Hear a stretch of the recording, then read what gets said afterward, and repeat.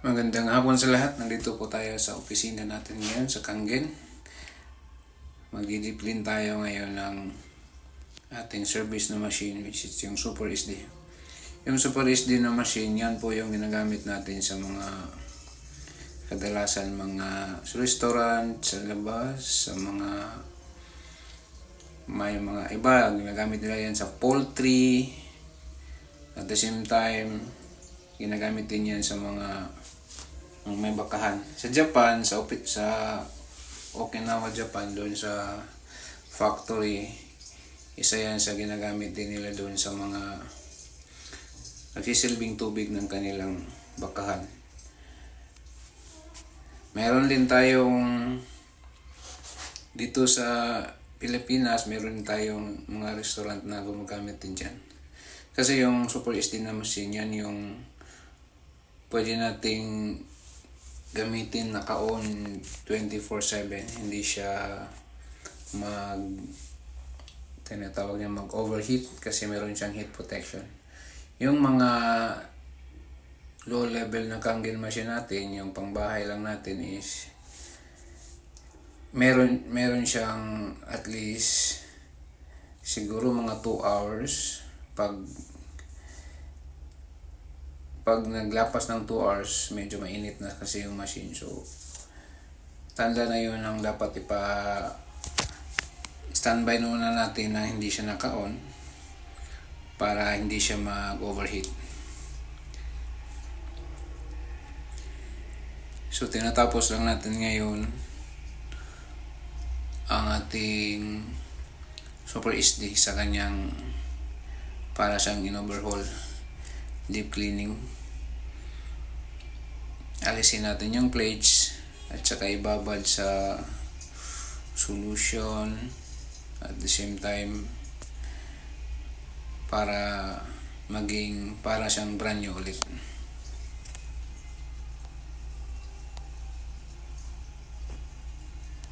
Para sa mga hindi pa nakakaalam ng opisina natin, location natin is andito tayo sa Claveria, Davao City, harap ng Avon,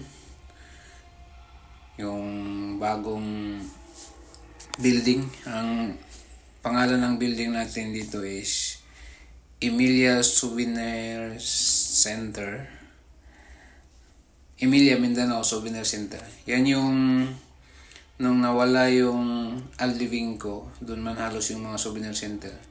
Yung iba lumipat dito, yung iba doon sa may poblasyon, unahan lang ng Uniqlo sa may papunta ng Quirino. Ang office nga pala natin dito is service center siya, at the same time sales office din. May nagbebenta din kami ng machine, at the same time kami din yung isa sa mga servicing. Pag every year kasi kailangan ng Kangen machine natin ng deep cleaning.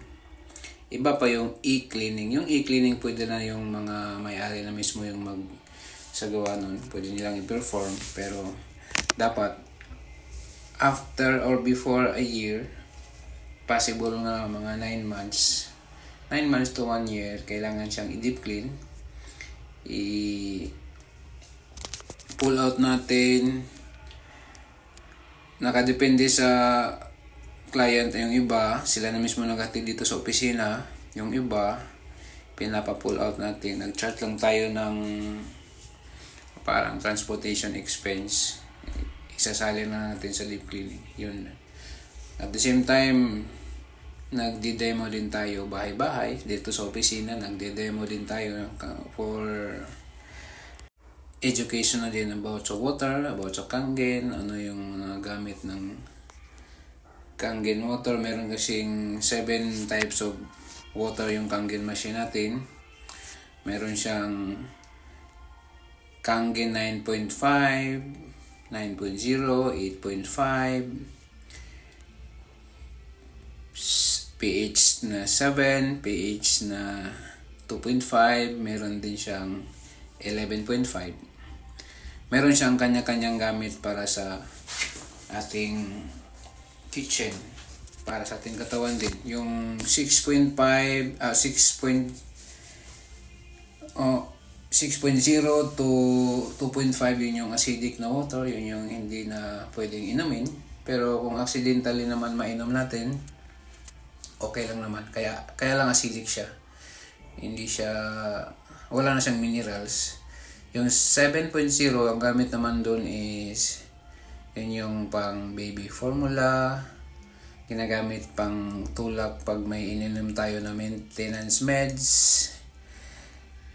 Ang 8.5 to 9.5, yun yung drinking water natin.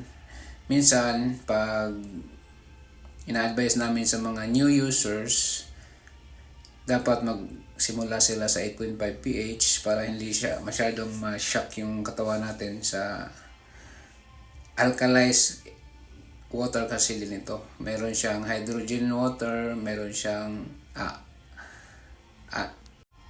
antioxidant or hydrogen, maliliit na water din yung molecule natin, yung kangen natin. So, yun yung three properties niya. Alkalized, microclustered, at saka yung highly antioxidant. So, una, nagsisimula sila sa 8.5 yung mga new user. And then, after 1 week, 9.0 na, 9.0 pH. And then after 1 week again, so yun na yung pinaka permanente na natin na iniinom, yun yung 9.5 pH. Sa sales naman, ang Enagic na business kasi is international siya. Pag may bumili sa ibang bansa is ipa-process din natin yan. Ang gagawin lang natin is i-connecta natin siya sa mga outlet natin dyan sa labas. For example, sa US, meron na mga opisina sa US. I-process natin at saka kailangan naka-under siya sa account natin para yung meron kasi siyang commission. So, mapupunta din yun sa bangko natin dito sa Pilipinas. So, pag may kangen machine ka na able or kung gusto mo mag-market din at the same time, yung iba para mabawi nila yung kanilang ginasto sa pagbili ng kangen machine, yung iba is napagdesisyon na nila na yun talaga yung gagawin nila, magnegosyo. So, internationally nagdi-distribute din tayo. Kailangan mo lang tandaan kung may kangen machine ka na, dapat ang nakalagay doon is distributor, hindi yung end user lang. Kasi pag end user lang, hindi ka makapagbenta ng machine.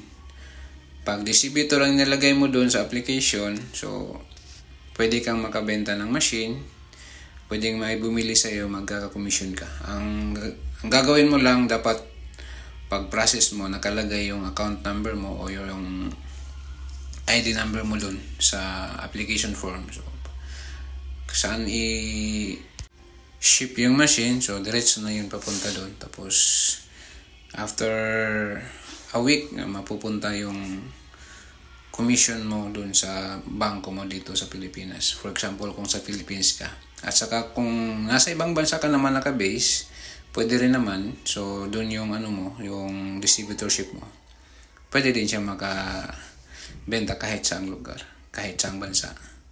Nakadepende lang sa distributorship na nilagay mo. So, pare-pareho lang din yun. Pwede din makabenta kahit saang bansa.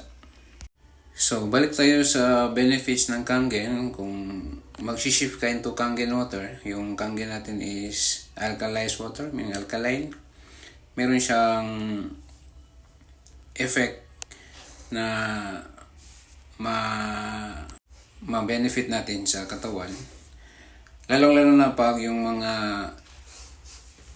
40 pataas na tayo yung edad natin, hindi na siya masyadong malakas yung katawan natin. Pag alkaline water yung iniinom natin, parang unang-una mapapansin natin parang hindi ka masyadong napapagod.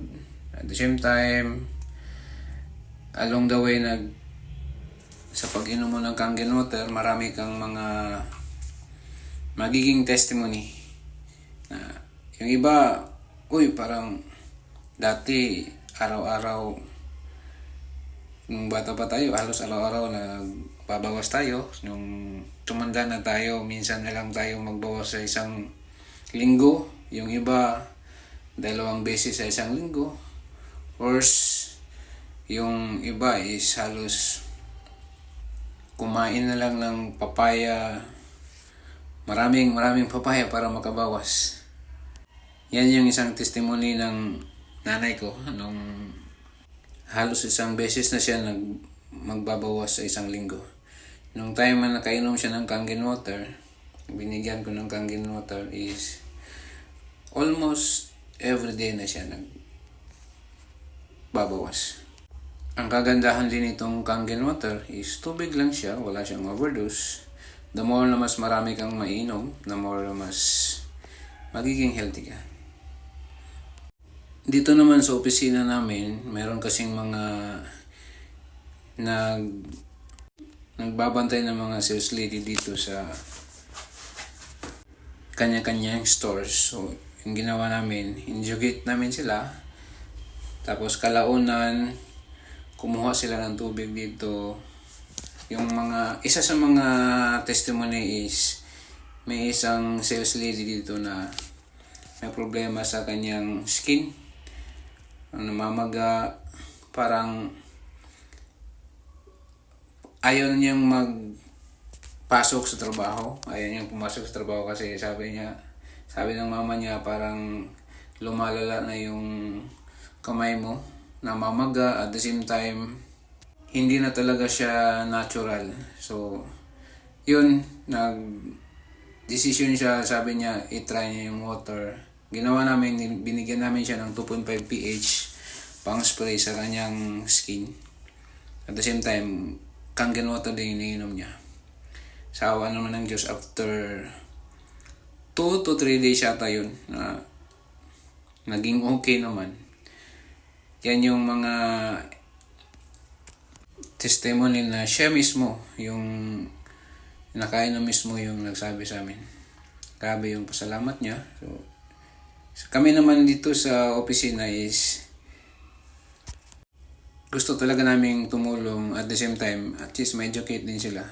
Yung mga testimony na yun, bonus na din yun sa amin kasi sila mismo yung naka-benefit, at the same time kami naman sa side naman namin is kaya kami nagtagal sa industriyang ito kasi sa family din namin marami na din kaming mga testimony na at the same time nakatulong din yung water para sa amin. So yun lang naman yung parang gagawin natin, i-change lang natin yung water. Kasi hindi naman talaga tayo pwedeng hindi uminom ng tubig. Ang gagawin lang natin, change lang natin yung tubig natin into Kangen water. Nung una, hindi madali yun kasi medyo may kamahalan din yung unit.